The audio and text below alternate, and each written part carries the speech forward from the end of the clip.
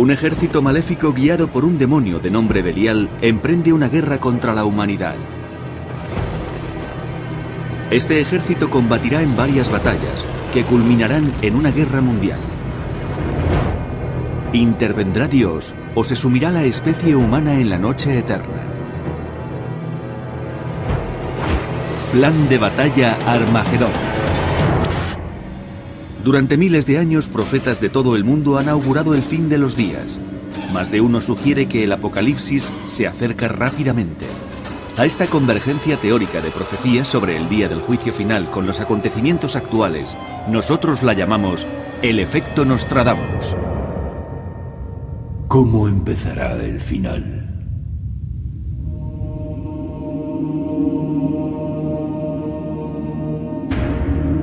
...1947, desierto de Judea. En una escarpadura que se alza cerca del Mar Muerto, un pastor nómada descubre una caverna donde haya un manuscrito. Contiene crípticas referencias como Ejército de Belial o Rey de Kitim. Será una alusión a las dos fuerzas, la luz y la oscuridad, que se enfrentarán en una cruenta batalla, desencadenando la Tercera Guerra Mundial y posiblemente el fin de la humanidad. Entre los muchos textos del Mar Muerto se encuentra el llamado manuscrito de la guerra, que profetiza el juicio final. Pero ¿a quién está dirigido este mensaje? El manuscrito de hace unos 2000 años fue abandonado durante un conflicto que hizo tambalearse al judaísmo y arruinó el reconstruido templo de Salomón. El manuscrito de la guerra es la única versión de primera mano legada por un grupo de judíos místicos que decía saber cómo sería la última gran guerra. Su propósito con este relato era dar a conocer un acontecimiento profético, algo que ocurriría en el futuro. Por eso hay quien lee el manuscrito de la guerra y piensa, puede que esto nos enseñe algo. Si somos capaces de relacionar las diferentes etapas de la batalla con acontecimientos contemporáneos, tal vez podamos encontrar la clave para desvelar estos misterios. ¿Seremos los humanos de la actualidad los destinatarios de la advertencia contenida en el manuscrito de la guerra? ¿Veremos el fin del mundo como lo describe con escalofriantes detalles este documento de hace 2000 años? Quizá la profecía del manuscrito coincida con textos del Antiguo o del Nuevo Testamento, o se asemeje a las profecías apocalípticas de otras culturas. Si los acontecimientos de la actualidad recuerdan a los mencionados en aquellos antiguos textos, tal vez podamos deducir que nuestro destino estaba escrito. Quizá estemos ante un nuevo ejemplo del efecto Nostradamus.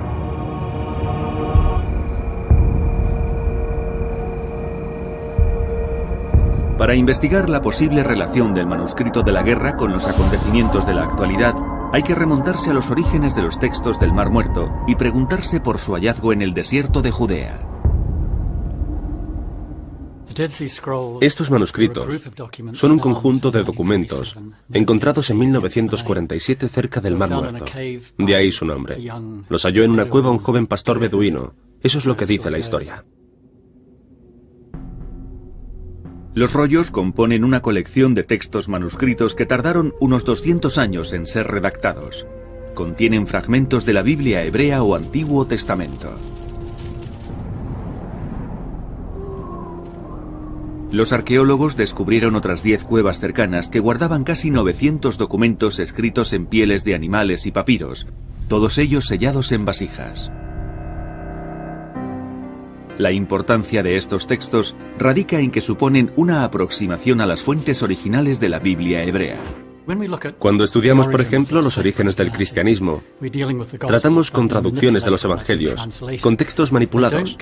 No contamos con una versión noble de la historia, sino con una interpretación. Los manuscritos del Mar Muerto proceden directamente de la fuente creadora, de quienes los escribieron, y por eso nos ofrecen un vínculo directo con sus creencias y, en cierto modo, con su historia. Escritos quizá entre el año 170 a.C. y el 68 después de Cristo, se cree que los rollos son el legado de una secta judía asentada cerca de Qumran, una meseta del desierto de Judea a orillas del Mar Muerto, 20 kilómetros al este de Jerusalén. Es la secta de los esenios.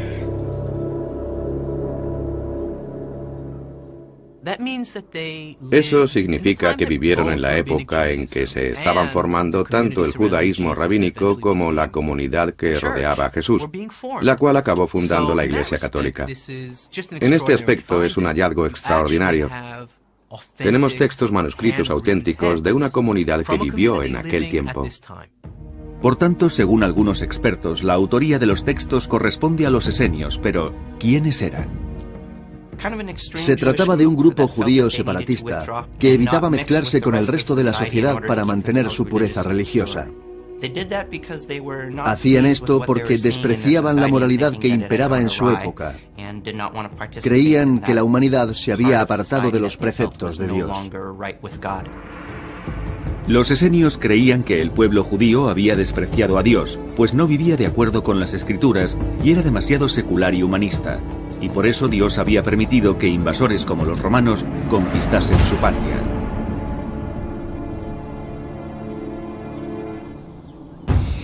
Los esenios estaban dirigidos por un líder, al que llamaban Maestro de Rectitud. Se supone que era el guía espiritual del grupo.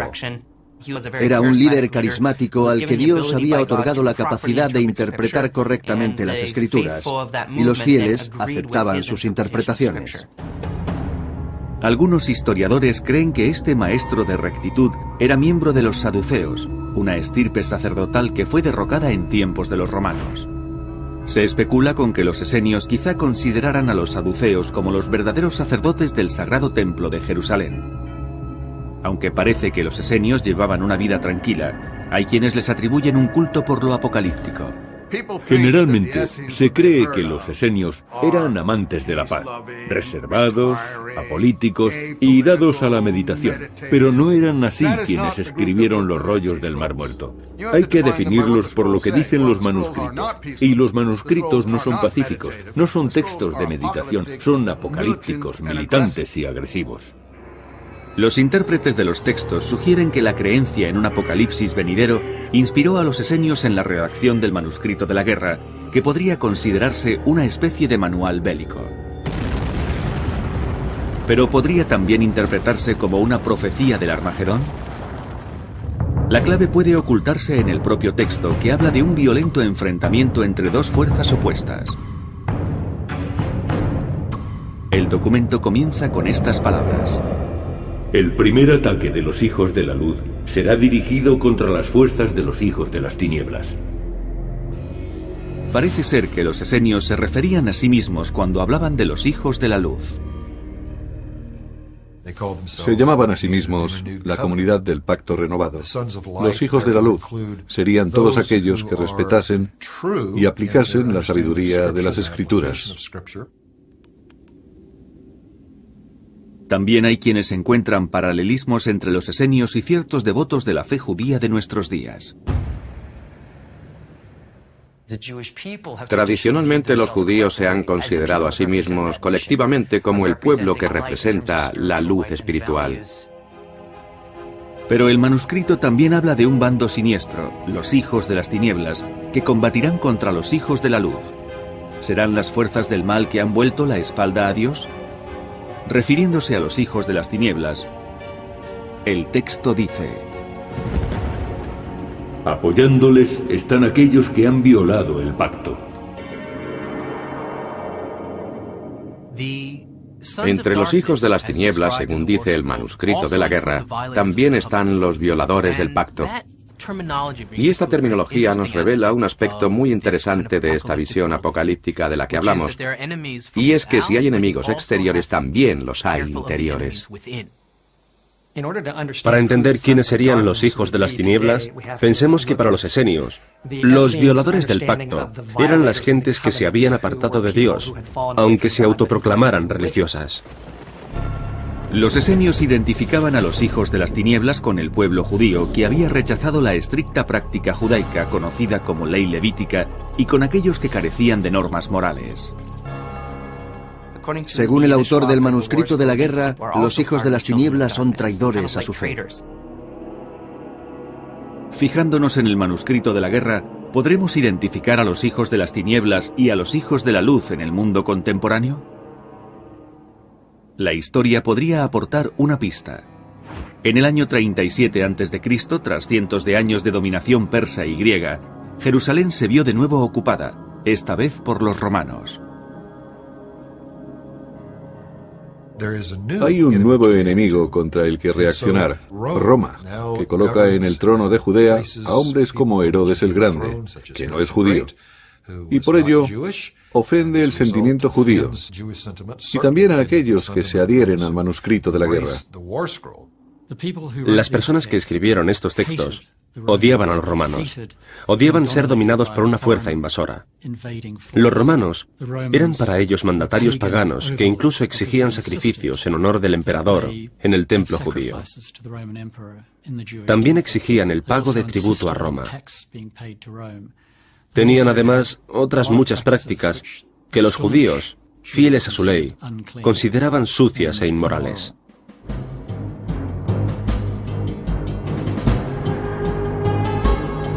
En el año 66 después de Cristo, grupos militantes judíos se alzaron contra los romanos, pero fueron sometidos.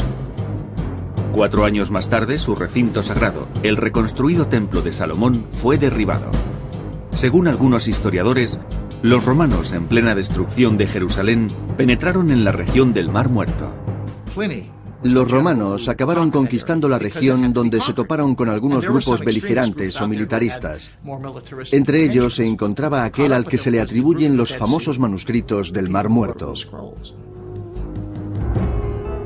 Antes de encontrarse con su destino final, los esenios dejaron una tétrica profecía sobre la aniquilación de la humanidad. Hay quienes se han dedicado a buscar semejanzas entre la violencia sufrida por los esenios y las calamidades de nuestro tiempo, y fijan la vista en Oriente Próximo. ¿Será esta la zona cero del Apocalipsis?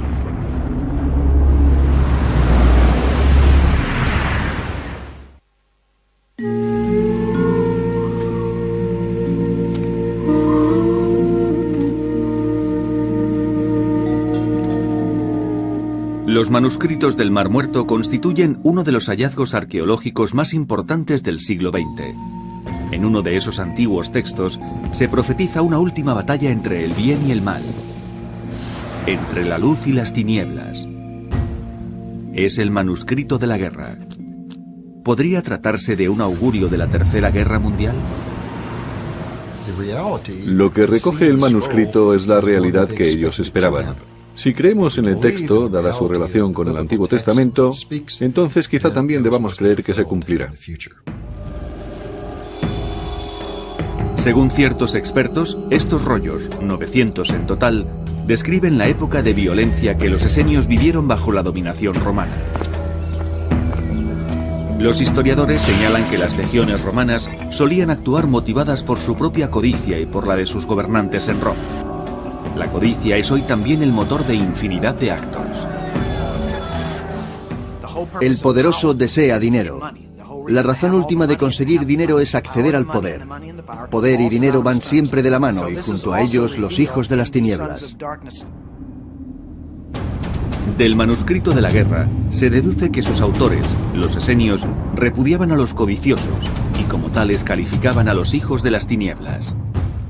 Porque son una congregación de malvados. Su fuerza es como el humo que se disipa. Toda criatura codiciosa se marchitará rápidamente como una flor en tiempo de cosecha. El manuscrito de la guerra sugiere que los hijos de las tinieblas, enemigos de la gente de bien, carecen de reglas morales y se guían por la codicia. Según el texto, el líder inmoral y codicioso del ejército del mal tiene un nombre: Belial. Maldito sea Belial por sus pérfidas intenciones, y maldito por su censurable imperio. Y maldito el espíritu de sus huestes por sus malvados propósitos. El manuscrito de la guerra habla de los hijos de las tinieblas, que son aquellos que siguen a una figura celestial, cuyo nombre es Belial, otro de los nombres de Satán.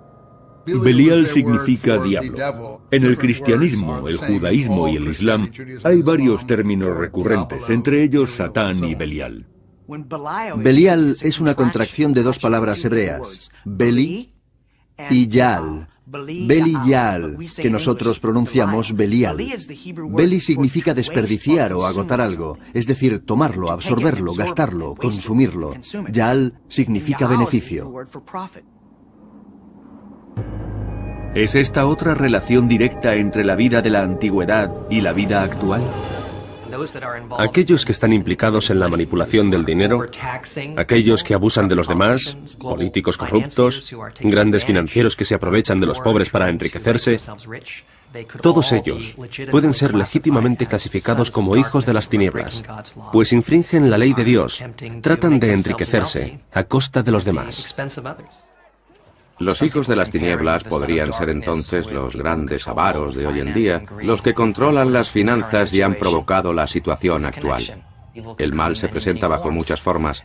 Sabemos que la inestabilidad económica puede desencadenar brotes de violencia y estos, a su vez, desencadenar guerras.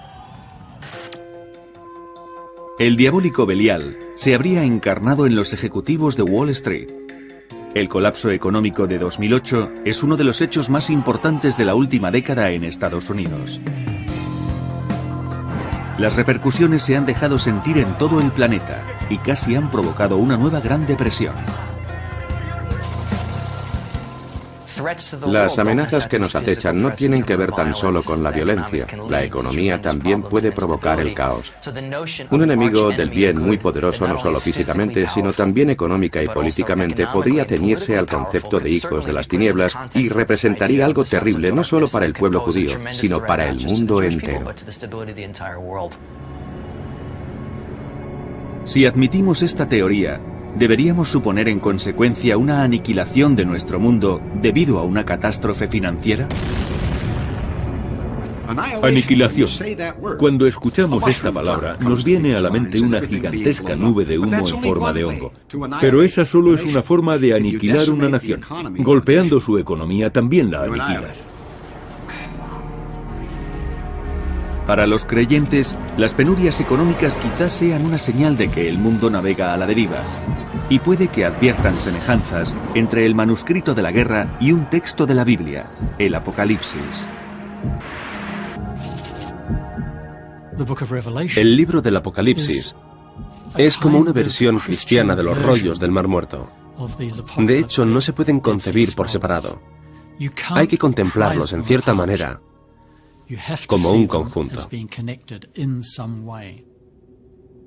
Cuando uno lee el Apocalipsis se encuentra con los mismos personajes, las mismas plagas y los mismos acontecimientos que en el manuscrito de la guerra. Ambos citan los mismos detalles. Hay un conflicto cósmico entre el bien y el mal, entre Dios y el diablo. Y en la batalla de Armagedón interviene Dios mismo. Él aplasta el mal y después surgen un nuevo cielo y una nueva tierra donde se impone el bien y el amor. Todos estos elementos coinciden en el manuscrito de la guerra y el libro del Apocalipsis.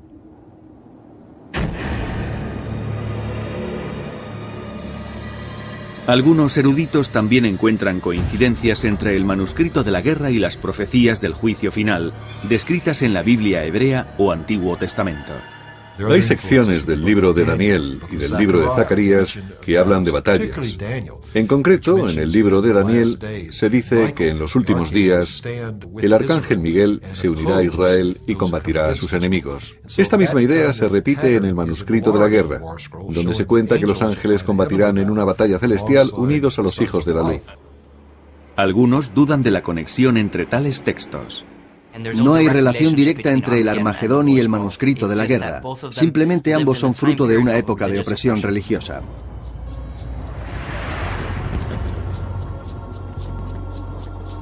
No obstante, si las profecías de la Biblia hebrea, del Apocalipsis y del manuscrito de la guerra coinciden y todas predicen sucesos similares, ¿es por pura coincidencia o hay algo más? Puede ser una misma advertencia. ¿Se estará forjando un terrible conflicto que resuena desde tiempos antiguos? El manuscrito de la guerra señala muchas fuerzas que definen a los hijos de las tinieblas. Y es más, para quienes creen en él, el texto también predice el lugar exacto donde podría estallar la Tercera Guerra Mundial.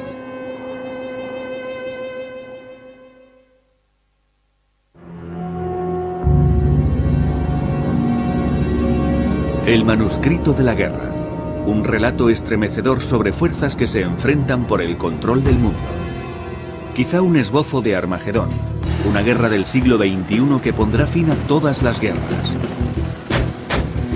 Pero ¿puede un documento de hace 2000 años, escrito por fieles de una antigua secta, predecir el fin del mundo en nuestro tiempo? ¿Se puede deducir que esta profecía se refiere a acontecimientos contemporáneos? El manuscrito de la guerra describe una batalla futura, una batalla escatológica. En otras palabras, una batalla que precede al fin de los días, la batalla final entre el bien y el mal. Sus defensores dicen que el texto del manuscrito de la guerra habla explícitamente de los lugares de procedencia del enemigo y lo consideran una advertencia. Lucharán contra Mesopotamia, lucharán contra los hijos de Asiria y Persia. Estas tierras están hoy habitadas por gentes entre las cuales muchos son hostiles a las creencias religiosas de los antiguos esenios y de sus homólogos actuales, y los conflictos religiosos siguen presentes en toda la región. Mesopotamia es un término general que se usa para referirse a la región que hoy queda al este de Jerusalén. La compondrían los países situados al este de Israel. Por supuesto, Asiria es Irak y Persia es el actual Irán. Como sabemos, esos países han estado y están implicados en acontecimientos de relevancia en la historia del mundo moderno.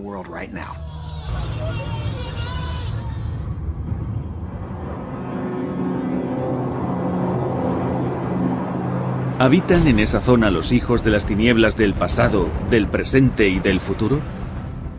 ¿Qué tienen que ver las gentes que antaño poblaban esa región del mundo con las de ahora? Además de no saber con certeza a qué zonas alude la profecía, la realidad geopolítica del mundo actual es muy diferente de la de los tiempos bíblicos.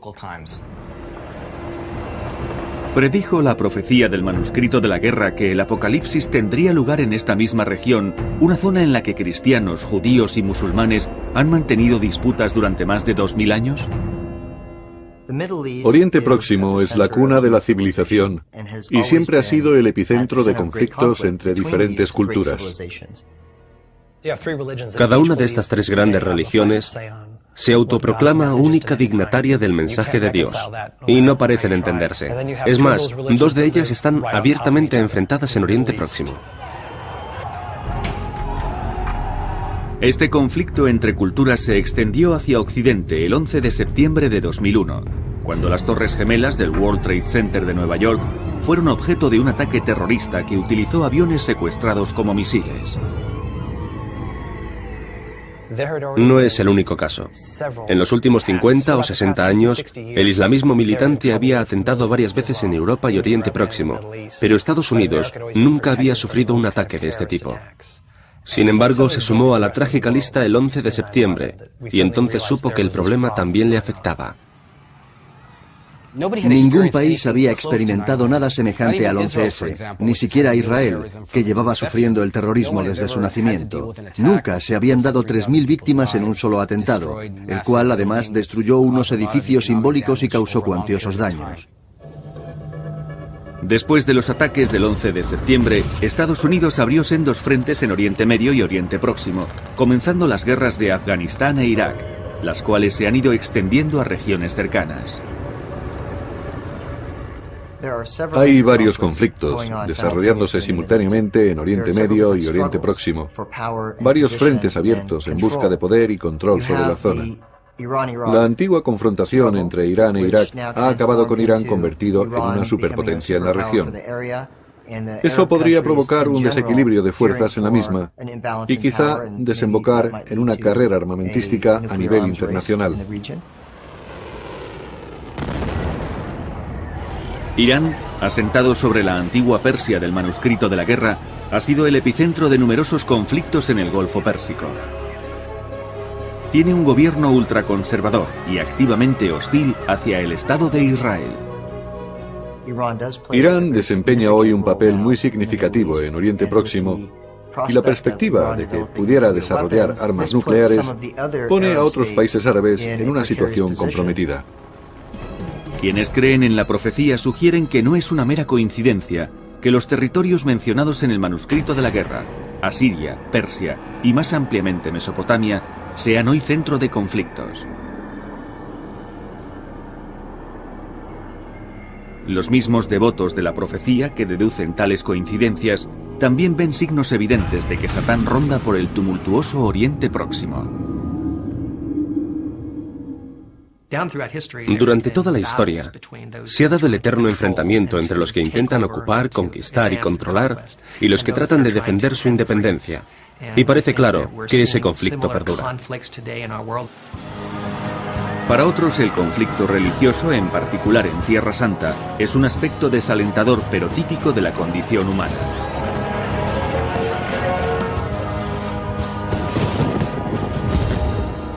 ¿Qué otros datos revela la profecía del manuscrito de la guerra? Según esta, tendrán lugar 7 grandes batallas que culminarán en el fin de los días. Entre quienes lo han analizado, algunos afirman que 6 de estas batallas ya se han producido, preparando el escenario para el último conflicto del bien contra el mal.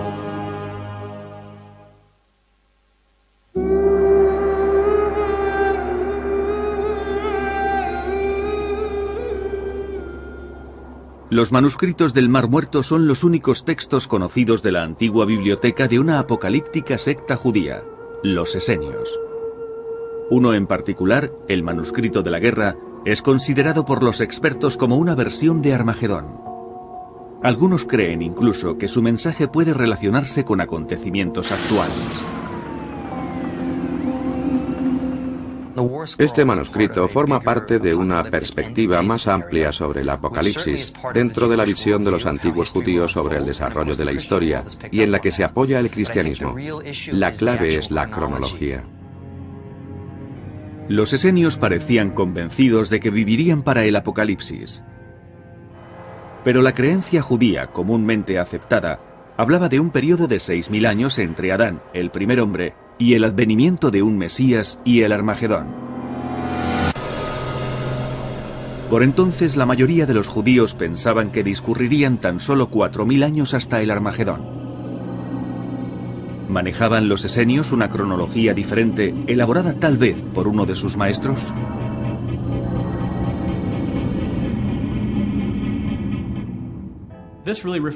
El maestro de rectitud conocía los misterios de la palabra de los profetas. Dicho de otro modo, era capaz de interpretar las Escrituras y deducir, por tanto, cómo se cumplirían las antiguas profecías, en qué tiempo y lugar.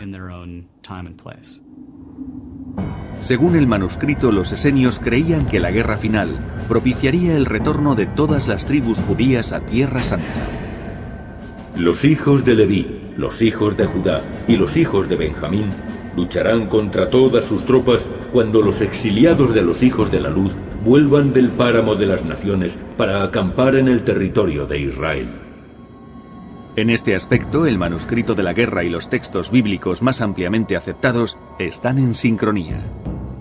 La Biblia dice muy claramente que en el fin de los días se reunirán las tribus de Israel y que sus enemigos se unirán a su vez contra ellos.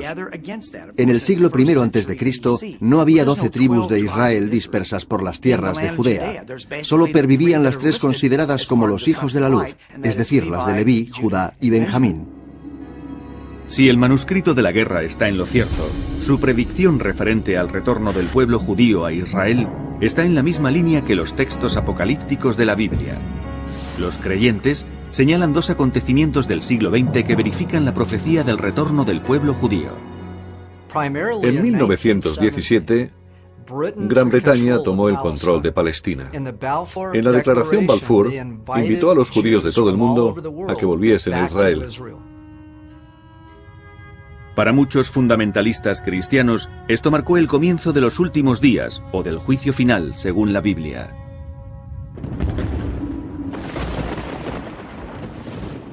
Hay miembros de la sociedad israelí que conservan esa antigua visión apocalíptica y muchos fundamentalistas y miembros de la Iglesia evangélica de nuestro tiempo que conviven con nosotros, tienen una perspectiva similar y ven la fundación del Estado de Israel como un primer paso hacia el Apocalipsis.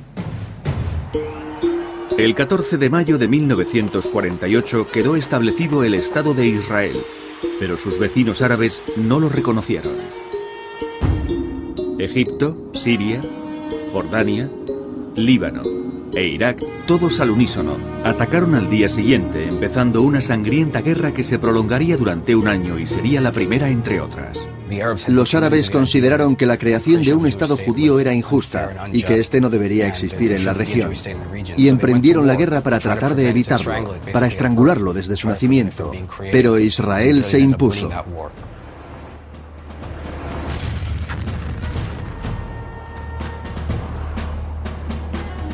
Según ciertas opiniones, así empezaba a cumplirse la profecía del manuscrito de la guerra, que habla de 6 batallas en las que combaten los hijos de la luz y los hijos de las tinieblas antes del enfrentamiento final.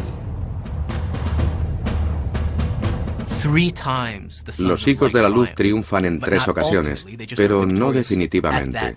Son victorias momentáneas. En otras 3 ocasiones vencen los hijos de las tinieblas, pero tampoco logran la victoria definitiva.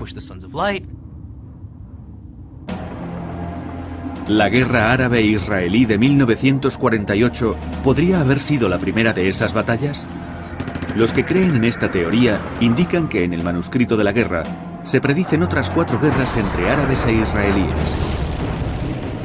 Pero ¿y los antiguos esenios?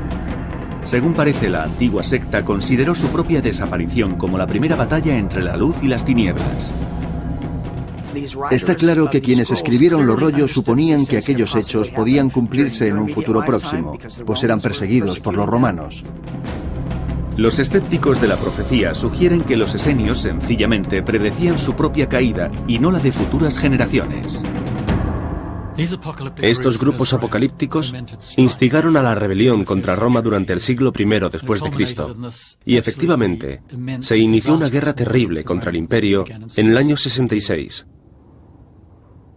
Los grupos apocalípticos, y entre ellos los esenios, fueron completamente aplastados. Los que no murieron huyeron a Egipto, donde fueron capturados y torturados hasta la muerte. Otros fueron llevados por los romanos a los circos de la costa de Palestina o incluso de Roma, donde murieron. Fueron completamente exterminados. Si aceptamos que 6 de las 7 batallas mencionadas en el manuscrito de la guerra quizá hayan ocurrido ya, ¿cuándo y contra quién podría tener lugar la batalla final?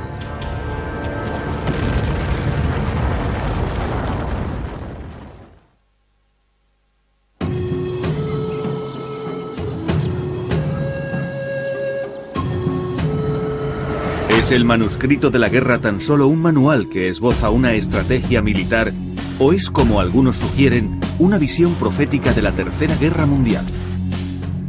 Según los que creen en ella, la profecía apocalíptica escrita por una antigua secta judía hace 2000 años coincidiría con acontecimientos actuales.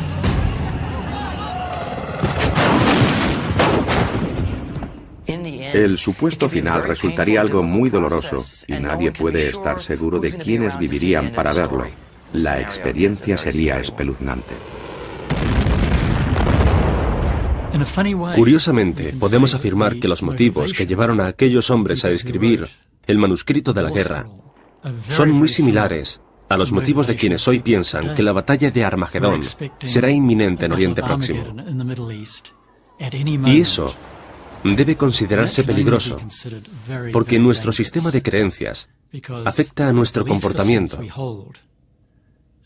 Y si creemos que algo es verdad, que algo va a ocurrir, hay posibilidades de que hagamos que de una u otra manera ocurra.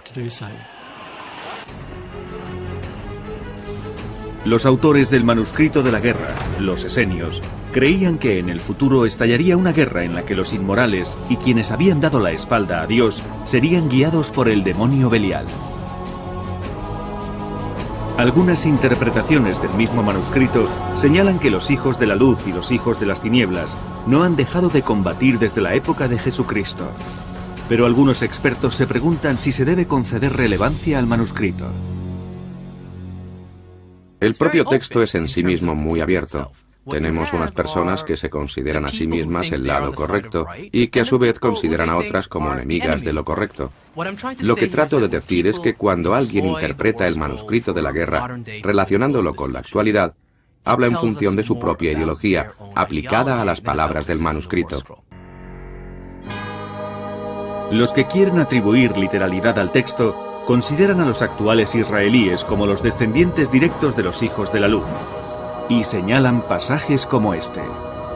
En nombre del Dios de Israel ha sido invocada una espada contra todas las naciones, y él la empleará con dureza por los hombres santos de su pueblo. El pueblo judío se ha considerado siempre a sí mismo como el elegido para la salvación del mundo, el encargado de librarlo del mal y devolverlo al estado espiritual anterior a su corrupción, es decir, al paraíso terrenal. Al igual que los esenios, algunos practicantes actuales de la fe judaica interpretan la Biblia hebrea y sus leyes como divinas o transmitidas por Dios, especialmente en lo referente a la profecía sobre la llegada del Mesías. Afirman que tanto esta Biblia como la profecía del manuscrito de la guerra señalan el establecimiento del Estado de Israel como un primer signo del final de los tiempos. Pero además existe otra a la que conceden relevancia. En Israel existe actualmente una pequeña comunidad que está imbuida en un cierto fervor mesiánico y quiere restablecer el tercer templo, creyendo que eso es un paso en el proceso hacia la llegada del Mesías y el fin de los tiempos.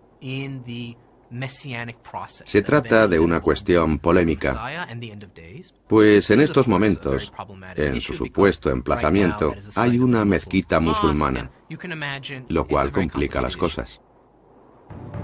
Hace 2500 años el templo de Salomón se alzaba sobre el lugar más sagrado de todo el judaísmo, el monte del templo en Jerusalén.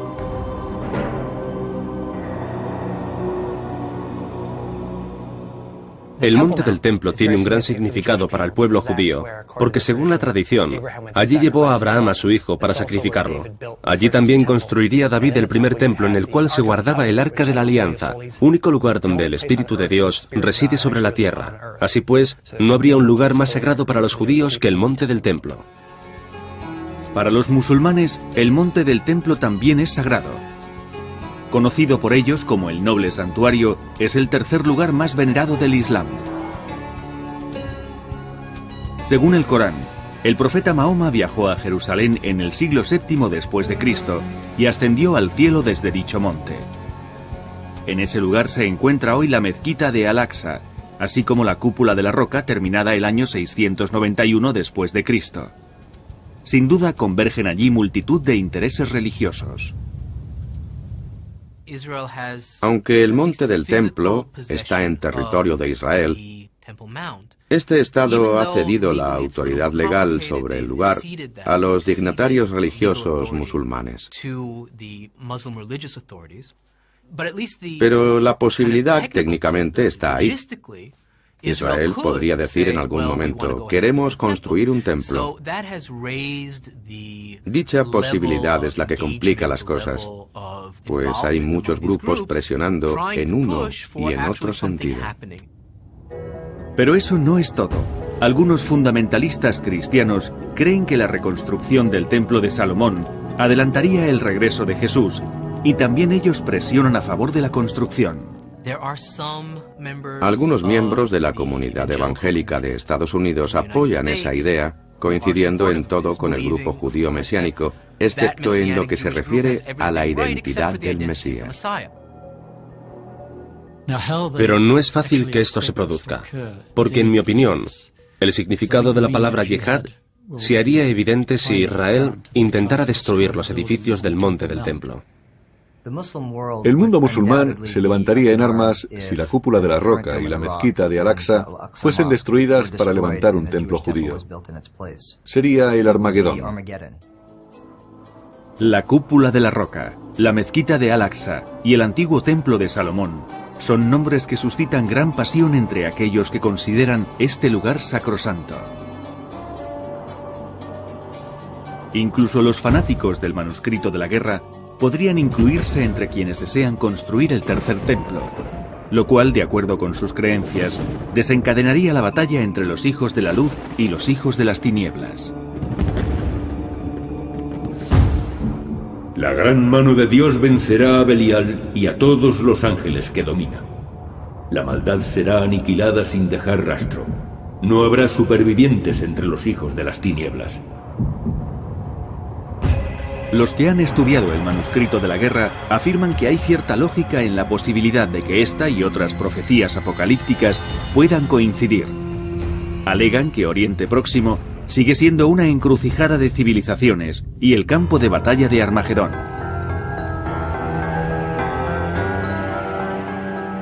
Según el manuscrito de la guerra, los cielos se abren, desciende la espada de Dios y con ella Miguel, el arcángel, para ponerse al frente de los hijos de la luz. En algún momento Dios intervendría y derrotaría al enemigo con una espada no humana. No sabemos qué quiere decir eso, todo es muy críptico. Así Dios puede intervenir como decida. ¿Qué podría ser esa espada no humana? ¿Una poderosa arma que solo Dios conoce? ¿Alguna forma de intervención divina? Nadie lo sabe. Al final de los tiempos, el Mesías retorna para el Islam, el judaísmo y el cristianismo. Nadie sabe si estos tres Mesías son el mismo o serán distintos. Y si es esto último, ¿cuál de los tres combatirá y contra quién? Lo importante acerca de esta gran batalla, de la que se habla en los diferentes textos, es que si muchos creen en ella, y si esa creencia influye en la vida de esas gentes, ¿quién se atreve a decir que no tendrá lugar?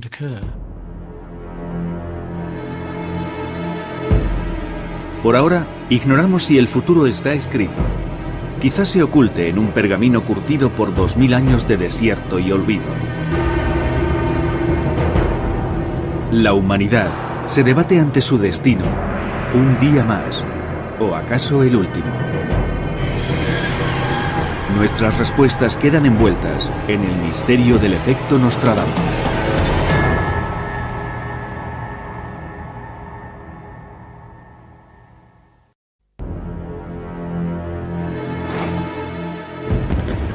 Un ejército maléfico guiado por un demonio de nombre Belial emprende una guerra contra la humanidad.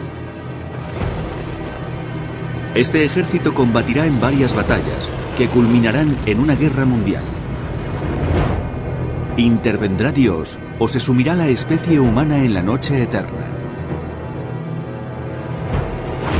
Plan de batalla Armagedón.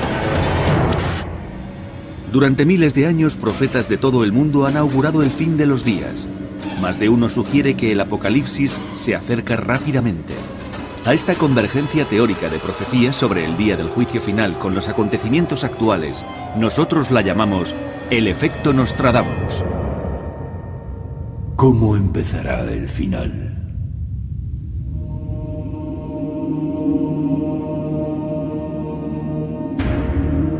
...1947, desierto de Judea. En una escarpadura que se alza cerca del Mar Muerto, un pastor nómada descubre una caverna donde haya un manuscrito. Contiene crípticas referencias como Ejército de Belial o Rey de Kitim. Será una alusión a las dos fuerzas, la luz y la oscuridad, que se enfrentarán en una cruz con el resto de la sociedad para mantener su pureza religiosa. Hacían esto porque despreciaban la moralidad que imperaba en su época. Creían que la humanidad se había apartado de los preceptos de Dios. Los esenios creían que el pueblo judío había despreciado a Dios, pues no vivía de acuerdo con las Escrituras y era demasiado secular y humanista, y por eso Dios había permitido que invasores como los romanos conquistasen su patria.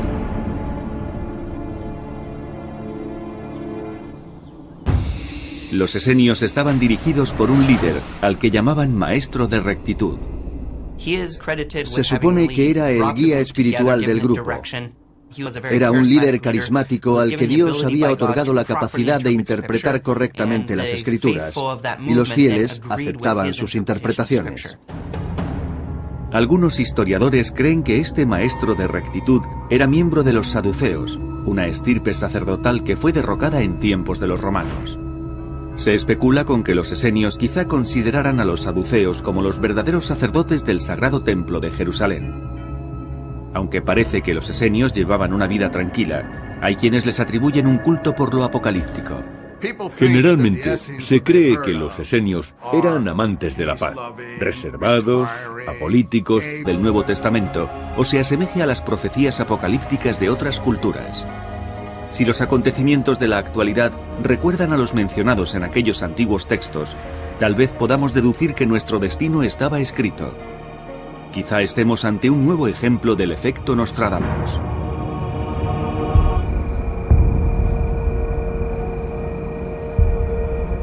Para investigar la posible relación del manuscrito de la guerra con los acontecimientos de la actualidad, hay que remontarse a los orígenes de los textos del Mar Muerto y preguntarse por su hallazgo en el desierto de Judea.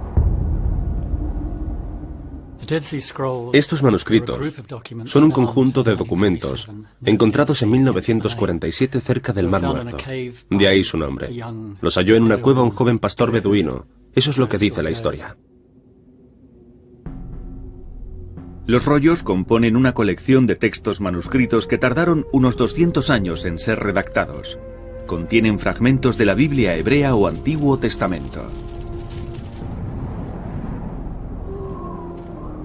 Los arqueólogos descubrieron otras 10 cuevas cercanas que guardaban casi 900 documentos escritos en pieles de animales y papiros, todos ellos sellados en vasijas.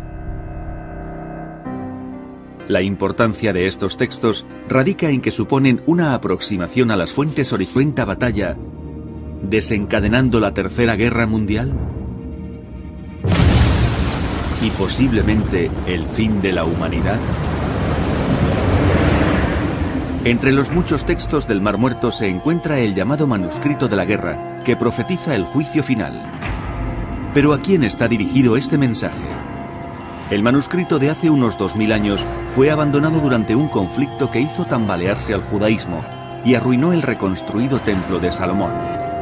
El manuscrito de la guerra es la única versión de primera mano legada por un grupo de judíos místicos que decía saber cómo sería la última gran guerra. Su propósito con este relato era dar a conocer un acontecimiento profético, algo que ocurriría en el futuro. Por eso hay quien lee el manuscrito de la guerra y piensa, puede que esto nos enseñe algo. Si somos capaces de relacionar las diferentes etapas de la batalla con acontecimientos contemporáneos, tal vez podamos encontrar la clave para desvelar estos misterios. ¿Seremos los humanos de la actualidad los destinatarios de la advertencia contenida en el manuscrito de la guerra?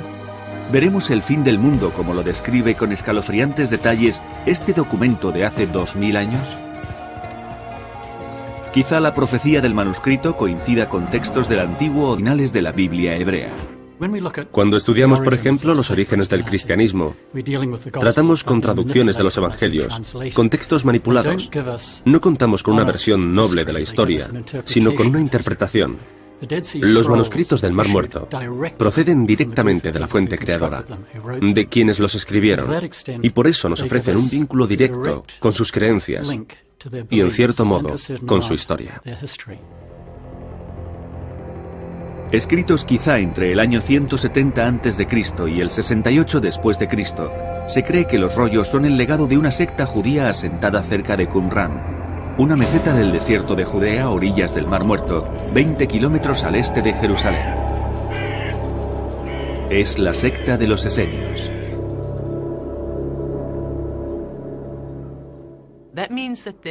Eso significa que vivieron en la época en que se estaban formando tanto el judaísmo rabínico como la comunidad que rodeaba a Jesús, la cual acabó fundando la Iglesia Católica. En este aspecto es un hallazgo extraordinario. Tenemos textos manuscritos auténticos de una comunidad que vivió en aquel tiempo. Por tanto, según algunos expertos, la autoría de los textos corresponde a los esenios, pero ¿quiénes eran? Se trataba de un grupo judío separatista que evitaba